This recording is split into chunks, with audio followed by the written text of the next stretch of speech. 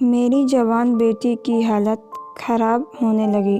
وہ کچھ بولتی نہیں تھی اور رات کو جلدی ہی کمرے میں گھس کر دروازہ اندر سے بند کر لیتی تھی۔ بیٹی کو پوچھتی تو وہ کچھ نہ بتاتی۔ پھر ایک دن میں اپنی بیٹی کے کمرے میں چھپ گیا۔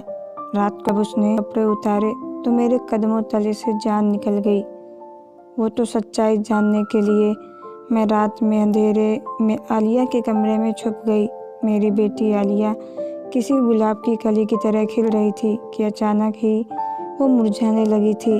عالیہ جوانی کی سیڑھیاں چڑھ رہی تھی اور ایسے میں کوئی بھی ماں کی اولاد کو لے کر بہت زیادہ فکر مند رہتی ہے، اور جب میں نے عالیہ کا اس قدر بدلا ہوا رویہ محسوس کیا تو سچائی جاننے کے لیے مجھے یہ قدم اٹھانا پڑا۔ مجھے عالیہ کے کمرے میں چھپے ہوئے کچھ ہی دیر گزری تھی کہ جب عالیہ نے کمرے کا دروازہ بند کیا اور کنڈی لگانے کے بعد اپنے کپڑے اتار دیے۔ اس کے بعد عالیہ نے اپنے موبائل فون کو اٹھایا اور جو میں نے دیکھا وہ میری جان ہی نکل گئی۔ میری جوان بیٹی کی حالت دن بدن عجیب ہوتی جا رہی تھی۔ ایسا لگتا تھا جیسے اسے کسی کی نظر لگ گئی ہو۔ ہر وقت ہنسنے بولنے والی میری عالیہ بالکل بھی خاموش ہو گئی تھی۔ مجھے سمجھ نہیں آ رہا تھا عالیہ کو آخر ہو کیا گیا ہے۔ وہ نہ تو بات کرتی ڈھنگ سے، نہ ہی کسی سے جواب دیتی۔ پہلے میں نے سوچا کہ کیوں نہ اسے کسی پیر بابا کو دکھا دوں، لیکن پھر اچانک مجھے احساس ہوا کہ وہ بات نہیں ہے جو میں سمجھ رہی ہوں، بات کچھ اور ہے۔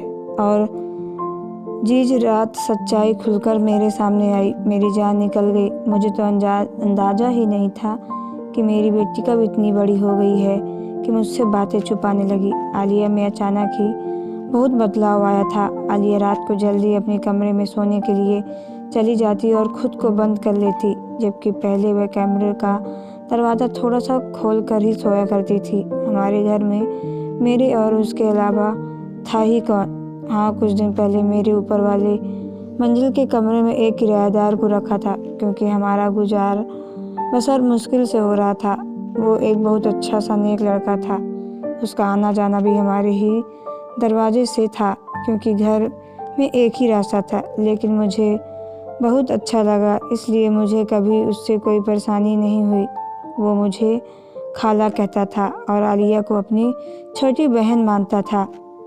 لیکن پچھلے کچھ دنوں سے عالیہ کو لے کر میں بہت زیادہ پریشان ہو چکی تھی۔ وہ اس قدر خاموش ہو گئی کہ مجھے سمجھ نہیں آتا تھا کہ اسے ہو کیا گیا ہے۔ پہلے تو میں جیسے ہی فیکٹری سے آتی تو وہ میرے آگے بیٹھ کر اپنے دل بھر کی داستان سناتی۔ میرے پیچھے گھر میں ایک پتا بھی ہلتا تو عالیہ مجھے اس کی خبر ضرور دیتی۔ اس کی کوئی سہیلی نہیں تھی، اس کے لیے جو بھی تھی میں اس کی ماں ہی تھا۔ لیکن جب میں بھی گھر آتی تو عالیہ کا رویہ کچھ الگ سا لگتا اور کھانے کے بعد وہ جلدی اپنے کمرے میں جا کر دروازہ بند کر کے سو جاتی۔ اس کے چہرے پر مجھے عجیب سا خوف محسوس ہونے لگا۔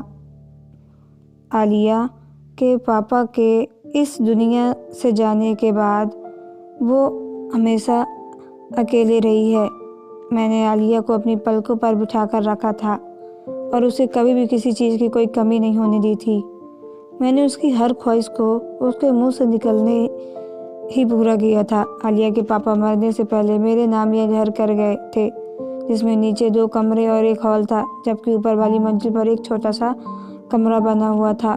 اور اب میں نے پہلی دفعہ اس کمرے کو کرایہ پر چڑھایا تھا۔ جس لڑکے کو میں نے کرایہ پر رکھا تھا وہ کسی دوسرے شہر سے یہاں نوکری کی وجہ سے آیا تھا، اور وہ صبح ہوتے ہی میرے ساتھ گھر سے نکل جاتا تھا اور عالیہ سارا دن گھر میں اکیلے ہی ہوتی۔ اس نے پڑھائی جلدی ہی چھوڑ دی تھی۔ اسے پڑھائی میں کوئی دلچسپی نہیں تھی اور اس کے جسم میں گھر کے کاغذات بھی تھے، کیونکہ میں نے تو عالیہ کے ابا کے انتقال کے بعد ہی ایک فیکٹری میں نوکری کر لی تھی۔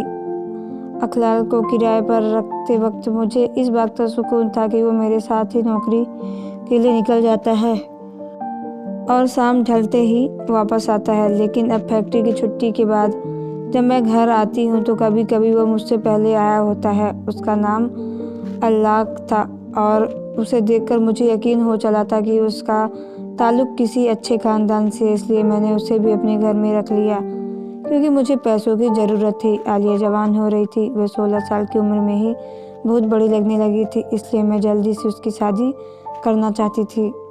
اس کے پاپا مرنے کے بعد میں نے اکیلے ہی گھر کو اپنی ذمہ داریاں اٹھائی تھی اور اسے کسی ستولے باپ کے سائے میں پلنے نہیں دیا تھا، لیکن پہلی نظر میں ہم کسی کے بارے میں یہ بات نہیں جان سکتے۔ شاید مجھے بھی اخلاق کو جاننے کے لیے غلطی ہو گئی۔ کبھی کبھی جیسے کوئی دکھائی دیتا ہے وہ ویسے نہیں ہوتا ہے۔ اب مجھے رہ کر احساس ہو رہا تھا کہ فیکٹری سے جو تنخواہ مجھے ملتی ہے اس میں میں گھر کا خرچہ چلاتی ہوں اور وہ پیسے مہینے بھر میں ختم ہو جاتے ہیں۔ عالیہ کی شادی کے لیے مجھے اور پیسوں کی ضرورت تھی اور اس لیے میں نے اخلاق کو ایک اچھی رقم پر اوپر والا کمرہ کرائے پر دیا تھا تاکہ میں جلد سے جلد عالیہ کی شادی کے لیے پیسے جوڑ سکوں۔ ابھی کوئی اچھا سا رشتہ دیکھ کر اس کی ذمہ داری سے مکت ہو جاؤں گی۔ لیکن عالیہ کی پیلی پڑتے رنگ اور چہرے کے خوف کو دیکھ کر مجھے ڈر سا لگنے لگا تھا، بے چینی سی آ گئی تھی۔ میں نے کئی دفعہ عالیہ سے پوچھا کہ کوئی تکلیف ہے تو بتاؤ، لیکن عالیہ نے ایک لفظ بھی نہیں کہا اور خاموش رہی۔ وہ میری بیٹی تھی جسے اگر دھکا بھی لگتا تھا وہ گھنٹوں میرے آگے روتی، کیونکہ میں نے اسے بہت لاڑ سے پالا تھا۔ لیکن اچانک سے اس میں اتنی زیادہ تبدیلی آئی کہ میں خود پریشان ہو گئی۔ عالیہ مجھ سے کوئی بہت بڑی بات چھپا رہی تھی اور یہی بات جاننے کے لیے آج میں ایک فیکٹری سے چھٹی کر لی تھی۔ ابھی میں حال میں بیٹھ سوچ رہی تھی کہ کس طرح عالیہ سے معلوم کروں، تبھی میں نے اللہ کو گھر میں داخل ہوتے دیکھا۔ اس کے چہرے پر ایک مسکراہٹ پھیلی ہوئی تھی۔ آتے ہی اس نے مجھے سلام کیا کر کے ستارہ کی طرف دیکھا۔ اسے دن میں گھر میں دیکھ کر میں حیران ہوئی کیونکہ اس کی نوکری تو شام تک تھی اور ابھی تو دن کے 12 بجے تھے۔ یہ سوچ کر مجھے پریشانی ہوئی کہ کیا وہ اکثر ایسے ہی دن میں گھر لوٹ آتا ہے۔ اللہ میرے ساتھ بیٹھ گیا۔ اس نے دیکھ کر عالیہ جلدی سے کچن میں چلی گئی، لیکن اخلاق کی نظریں اس کی تلاش میں تھی اور وہ مجھے بات کرتے ہوئے بار بار کچن کے دروازے کی طرف دیکھ رہا تھا۔ میں نے اللہ سے پوچھا کہ نوکری کیسے جا رہی ہے، تب اس نے بتایا کہ فی الحال وہ نوکری کی تلاش میں ہے اور جلد ہی اسے نوکری مل جائے گی۔ اس کی بات سن کر میں چونک اٹھی کیونکہ وہ تو ایک بڑی کمپنی میں نوکری کرتا تھا، پھر وہ نوکری کی کیوں تلاش کر رہا تھا؟ وہ کہنے لگا کہ خالہ 15 دن پہلے ہی میری نوکری ختم ہو گئی اور اب میں نئی نوکری کی تلاش میں ہوں۔ وہ بتا رہا تھا کہ وہ روز کچھ گھنٹے نوکری کی تلاش میں سڑکوں پر گھومتا ہے، لیکن آج کے دور پر نوکری تلاش اتنا آسان نہیں ہے۔ وہ تو اور کچھ بھی بہت کہہ رہا تھا، لیکن میرا دماغ ایک ہی بات پر اٹک گیا کہ وہ پچھلے 15 دن سے دن کے وقت بھی گھر میں موجود رہتا تھا اور عالیہ کی اس بات کا ذکر تک نہیں کیا۔ میرے دل میں عجیب خیالات آنے لگے۔ عالیہ روز روز بگڑتی ہوئی حالت اور اللہ کی نظریں مجھے کسی انہونی کا پتہ دے رہی تھی اور کچھ ہی دیر میں دماغ میں چل رہا تھا، میں تو بیان نہیں کر سکتی۔ دوپہر کے کھانے کے بعد میں نے باتوں میں عالیہ سے اللہ کے بارے میں سوال کیے تو وہ چونک کر مجھے دیکھنے لگی۔ اس کے بعد وہ سرسری سی ہو گئی۔ میں جواب دیتے ہوئے نوالا ہی کھا کر اٹھ گئی۔ میں نے عالیہ کو آواز دے کر کہا کہ آج تو تمہاری پسند کا کھانا بنا ہے، پھر کیوں اتنی جلدی کھا کر اٹھ گئی ہو؟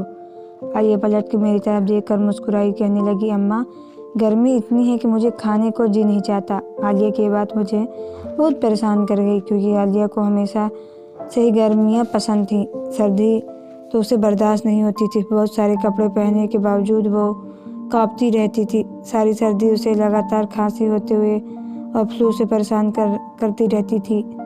آج وہی عالیہ گرمی سے پریشان تھی۔ جب وہ سونے کے لیے اپنے کمرے میں جانے لگی تو میں نے کہا کہ بیٹی کمرے کا دروازہ کھلا رکھ کر سونا، گرمی بہت ہے۔ وہ کہنے لگی اماں مجھے بند دروازے میں نیند آتی ہے، اگر میں دروازہ کھول کر سو جاتی ہوں تو بار بار آنکھ کھلتی ہے۔ میں نے ایک گہری نظر عالیہ پر ڈالی جو سر سے پاؤں تک بدلی ہوئی محسوس ہو رہی تھی۔ عالیہ تو ہمیشہ ہی میرے کمرے میں سونے کے بہانے ڈھونڈتی تھی، لیکن میں نے خود تھی اور جوان بیٹیوں کے مائیں اکثر ہی فکر مند رہتی ہیں اور کچھ ایسا ہی حال تھا میرا۔ نہ جانے کیوں صبح سے مجھے اخلاق کا وجود کھٹک رہا تھا۔ رات کے کھانے کے بعد میں نے اپنی بیٹی کو زبردستی اپنے ساتھ لے کر بیٹھ گئی کہ چلو آج ہم دونوں ماں بیٹی کچھ دیر باتیں کرنے لگے کہ اتنے میں اللہ سیڑھیاں اتر کر نیچے چلا آیا، شاید وہ کہیں، لیکن اللہ کی موجودگی میں اس سے کچھ نہیں پوچھ سکتی تھی۔ کچھ ہی دیر میں اللہ کو کہا، بیٹا آپ بھی جا کر آرام کرو، رات بہت ہو گئی ہے، ہم دونوں بھی سونے کے لیے لیٹنے والی ہیں، جبکہ میرا ارادہ سونے کا نہیں تھا، لیکن اللہ کو بھیجنے کے لیے میں نے ڈھونڈ کا سہارا لیا۔ اللہ شاید میرا مطلب سمجھ گیا تھا، اس لیے وہ بہانے سے اسے دیکھنا اور دن میں میری غیر موجودگی میں ہی گھر میں ہونا، مجھے سب کچھ عجیب سا لگ رہا تھا، اور سب سے بڑھ کر عالیہ کا بدلتا ہوا رویہ۔ رات میں نے کروٹ بدل کر گزار دی، اور جب صبح اٹھی تو عالیہ کا چہرہ پھر سے وہی بجھا ہوا تھا، ایسا لگتا تھا جیسے وہ رات بھر سوتی نہیں ہے۔ میں فیکٹری میں اتنی زیادہ چھٹیاں نہیں کر سکتی تھی، اس لیے مجبوراً مجھے عالیہ کو گھر چھوڑ کر جانا پڑا، لیکن میرا سارا دھیان اسی میں اٹکا رہتا تھا اور میں اپنا کام بھی صحیح طرح سے نہیں کر سکی۔ بہت مشکل سے جیسے تیسے میں نے آدھا دن گزارا، لیکن عالیہ کو لے کر میرے دماغ میں عجیب سا خیال آ رہا تھا، اس لیے میں نے آدھی چھٹی لی اور گھر واپس آئی تو گھر کے دروازے کی چابی میرے پاس ہمیشہ رہا کرتی تھی۔ میں نے سوچا کہ عالیہ کام میں مصروف ہوگی، اس لیے خود دروازہ کھول کر اندر آ گئی، لیکن یہ دیکھ کر میری حیرت کا امتحان نہ رہی کہ اللہ عالیہ کے پاس کھڑا کچھ بات کرنے میں مصروف تھا۔ ان دونوں کو ایک ساتھ دیکھ کر میرے تن بدن میں آگ لگ گئی۔ یقیناً عالیہ کو اللہ مل کر کچھ ایسا کیا تھا کہ جس کی وجہ سے عالیہ کے چہرے کا رنگ پھیکا تھا۔ عالیہ کا خوبصورت جوانی کا حسن دیکھ کر اللہ کو اس کے ساتھ کچھ ایسا ویسا نہ کر دیا ہو، یہ خیال آتے ہی میرے اندر بے چینی کی لہر دوڑ گئی۔ میں نے دل میں ارادہ کر لیا تھا کہ میں اللہ کو فوراً ہی چلتا کر دوں گی۔ میں اب کوئی بھی نیا ارادہ نہیں رکھوں گی۔ اپنی بیٹی کی خاموشی کے پیچھے یقیناً کوئی بڑی بات چھپی ہوئی تھی، اور اب مجھے اس وجہ کو جاننا تھا، اور مجھے اندازہ تھا کہ یہ سب وجہ کہیں نہ کہیں اللہ کی ہے، کیونکہ اللہ کے اس گھر میں آنے سے پہلے عالیہ ایک عام زندگی گزار رہی تھی۔ وہ یہاں سے وہاں اچھل کود کرتی تھی اور ہنستی مسکراتی رہتی تھی۔ رات جیسے ہی عالیہ اپنے کمرے میں سونے کے لیے جانے لگی تو میں نے اس سے کہا کہ میں سونے کے لیے اپنے کمرے میں جا رہی ہوں، عالیہ تم ایک بار گھر کے دروازے کو اچھی طرح چیک کر کے آؤ۔ اور میں خود بھاگ کر اس کے کمرے میں جا کر چھپ گئی۔ عالیہ شاید یہ سمجھ رہی تھی کہ میں اپنے کمرے میں چلی گئی ہوں، اس لیے وہ اپنے کمرے میں داخل ہوئی اور اس نے فوراً ہی دروازے کو کنڈی لگا لی۔ مجھے سمجھ نہیں آ رہا تھا کہ گھر میں صرف ہم دونوں، مجھے شرمندگی کا سامنا کرنا پڑے گا۔ میں نے جلدی سے سارے کمرے میں نظر دوڑائی، لیکن مجھے کوئی نظر نہیں آیا۔ عالیہ نے اپنی پلنگ پر پڑا ہوا موبائل فون اٹھایا تو مجھے لگا کہ میرے قدموں تلے سے زمین نکل گئی، لیکن عالیہ نے اپنے فون کا ٹارچ جلایا۔ کمرے میں اندھیرا تھا اور وہ شاید کمرے کی بتی نہیں جلانا چاہتی تھی۔ موبائل کی ٹارچ سے روشنی میں اپنی الماری میں سے ایک گول سی ڈبیا نکالی اور اس میں موجود کریم اپنے جسم پر ملنے لگی۔ بہت غور کرنے پر میں نے دیکھا کہ اس کے جسم پر جگہ جگہ چھوٹے چھوٹے سرخ چھٹے بنے ہوئے تھے، جن پر وہ آہستہ سے کریم لگا رہی تھی۔ اندھیرے کی وجہ سے مجھے بالکل صحیح تو نہیں دکھائی دے رہا تھا، لیکن میں جان گئی کہ عالیہ کو کوئی بیماری ہوئی ہے، اور ان چھٹوں میں بہت تکلیف ہے، کیونکہ کریم لگاتے ہوئے اس کی آنکھوں سے آنسو بہہ رہے تھے۔ اس کی تکلیف دیکھ کر میں تڑپ اٹھی۔ عالیہ نہ مجھ سے جانے کچھ کب سے یہ بات چھپا رہی تھی، اور جانے سے اسے کون سی بیماری ہو گئی جس کی وجہ سے وہ اس قدر تکلیف میں تھی۔ میں جو اللہ کو لے کر غلط فہمی کا شکار ہو چکی تھی۔ میں نے ایک دفعہ کی پردے کے پیچھے سے نکل کر عالیہ کے سامنے آئی تو وہ مجھے دیکھتے ہی پریشان ہو گئی اور میں اپنے کپڑے پہننے لگی۔ میں نے اس کا ہاتھ پکڑ کر روک لیا اور کہا کہ مجھے دکھاؤ، یہ تمہیں کیا ہو رہا ہے؟ میں ایک دم ہی رونے لگی۔ وہ کہنے لگی، اماں میں آپ کو یہ بات بتانا نہیں چاہتی تھی، لیکن کچھ دنوں سے میں اس بیماری میں پریشان ہوں۔ میرے پورے جسم میں بہت تکلیف ہے اور جگہ جگہ سرخ رنگ کے چھٹے بن گئے ہیں۔ پہلے میں نے سوچا کہ بعد میں آپ کو بتا دوں، لیکن پھر مجھے سمجھ آیا کہ آپ میری بیماری کو لے کر بہت زیادہ پریشان ہو جائیں گی، تو ہمارے پاس اتنے پیسے بھی نہیں ہیں کہ ہم کسی اچھے ڈاکٹر کو دکھا سکتے ہیں۔ میں آپ کو پریشان نہیں کرنا چاہتی تھی، اس لیے میں نے آپ سے بات چھپائی، لیکن ایک دن جب اللہ भाई सीढ़ियाँ उतर से रहे थे तो उनकी नज़र मेरे हाथ पर पड़ी और वो देखते ही पूछने लगे कि आलिया ये क्या हो रहा है तुम्हें। मजबूरन मैंने उन्हें सब बता दिया कि वो मुझे इस तरह की कोई बीमारी हो रही है, लेकिन मैंने ये बात अम्मा को नहीं बताई है। वो कहने लगे कि मेरी अम्मा को भी बीमारी हो जाती है और ऐसी कोई बड़ी बात नहीं है, मैं तुम्हें इसकी दवा ला कर देता हूँ, तुम्हें 1 महीने के अंदर अंदर आराम आ जाएगा। आप सारा दिन फैक्ट्री में काम करती हैं और ये बात नहीं चाहती थी कि आप मेरे बारे में सोचती रहें और परेशान रहें, इसलिए मैंने ये बात आपसे छुपा ली और मैं सारी रात सो नहीं पाती हूँ और तकलीफ़ में जगती रहती हूँ। पहले तो इससे कहीं ज़्यादा तकलीफ़ होती थी, लेकिन जब से मैंने अल्लाह भाई को बता दिया, मरहम लगाना शुरू किया, तो इस तकलीफ़ में थोड़ी कमी आ गई है।